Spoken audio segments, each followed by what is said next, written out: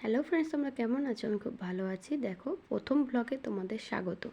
আমি সুন্দর করে বিছানাটা গুছিয়ে টান টান করে পেতে দিয়েছি চাদর। স্নান করে এসেছি, এবার পুজো দিতে যাব। চলো, ঠাকুরের এই জায়গাটা ভালো করে মুছে নিয়ে ফুল তুলে নিয়েছি, বাসনগুলোও সুন্দর করে মেজে নিয়েছি।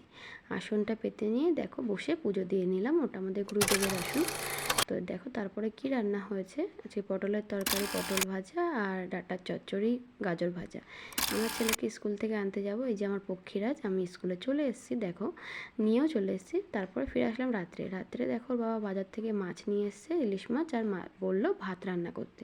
গরম গরম ভাত আর মাছ ভাজা। এই যে শুকনো লঙ্কা ভেজে নিলাম, তার সাথে মাছটাও ভেজে নিচ্ছি। মাছ ভাজা আর ভাত খেতে অসাধারণ লাগে, তাই না বলো? তেল দিয়ে ভাত মেখে খুব ভালো লাগে। আর দেখো সকালের কিছু তরকারি আছে, ওই দিয়ে হয়ে যাবে। আর কড়াইয়ের থেকে ভাত মেখে এরকম করে কে তোলো, আমার খুব ভালো লাগে। তেলটা রেখে দিয়েছিলাম, ওটা আমি মাখিয়ে তুলে নিয়েছি। দেখো ওপর থেকে সুন্দর করে তেল দিয়ে একটু সাজিয়ে নিলাম, ভালো লাগছে বা